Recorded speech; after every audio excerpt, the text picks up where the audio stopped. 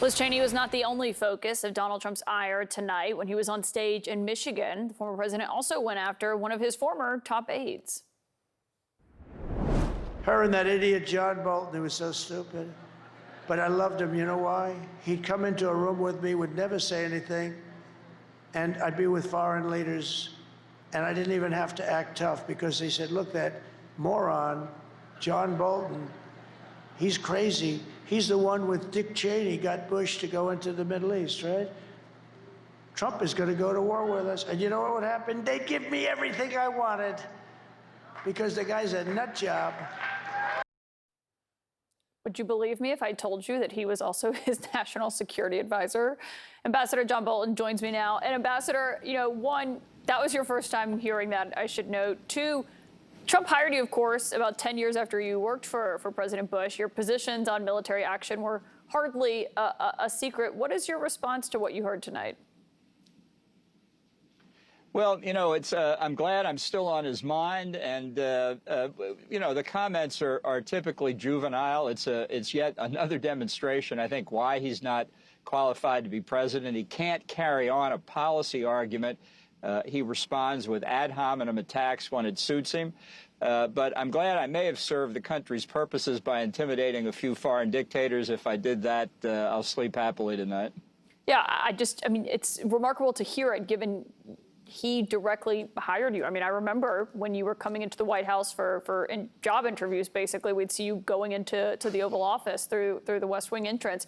But when you hear that, and what we were just talking about, what Trump said today and repeated about Liz Cheney, and you're hearing the defense articulated around it, can't Donald Trump make an argument against someone's foreign policy views without using violent imagery like, let's put her with a rifle standing there with 9 barrels shooting at her?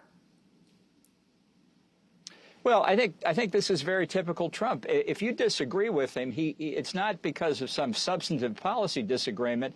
It's that you're not doing what he wants to do. It's disloyalty. It's really a children's playground kind of approach. I do think in Liz Cheney's case, though, there's more to this that people are not catching, and that is his criticism of her is not based on her being a war hawk or anything else. It's the fact is she voted to impeach him after January the 6th, and he cannot get it out of his head.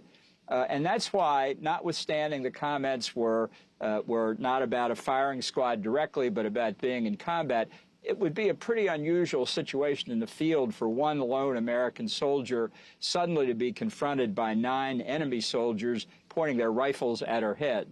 So I think in Trump's mind, this effort to denigrate Liz really is based on the vote to impeach.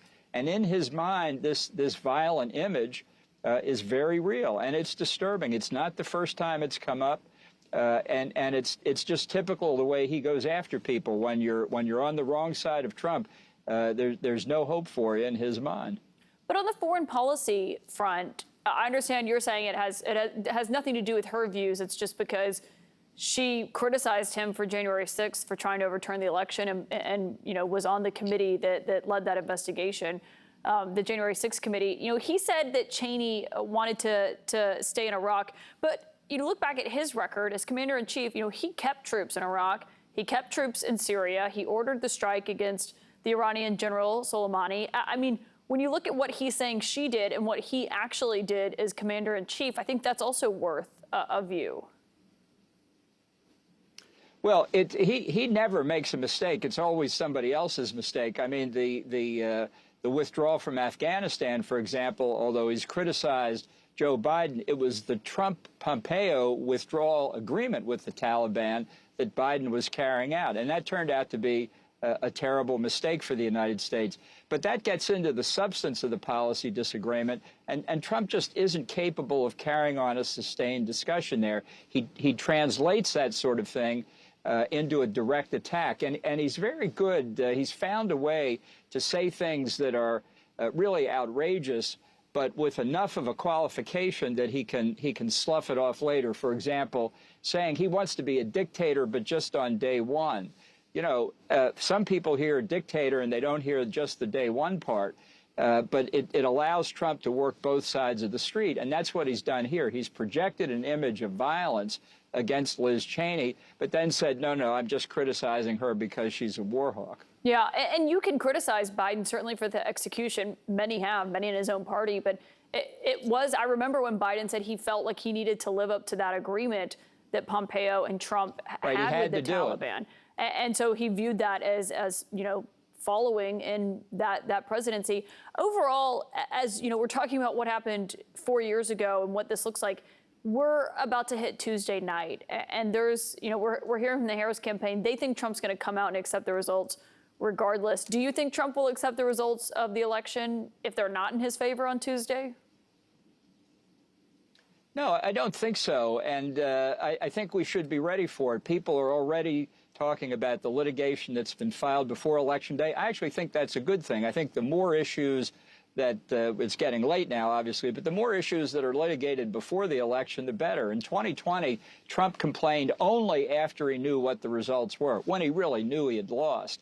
And after the election's over, courts are very reluctant to intervene and say you got to have a new one. It almost never happens. At least now, some of this litigation is filed beforehand, and we're getting results, some favorable to Trump, some not favorable to Trump. It's taking those issues off the table. But I think everybody ought to be ready because Trump never loses. And if he loses, it's because it's stolen. So it will be difficult. But bear in mind also, he'll be sitting by the swimming pool at Mar-a-Lago. He won't be in the Oval Office this time. It's a very different environment. Yeah, but we'll see, of course, what his campaign does, his attorneys that they have lined up in certain states, and, of course, his supporters. Ambassador John Bolton, thank you for your time tonight. Glad to be here.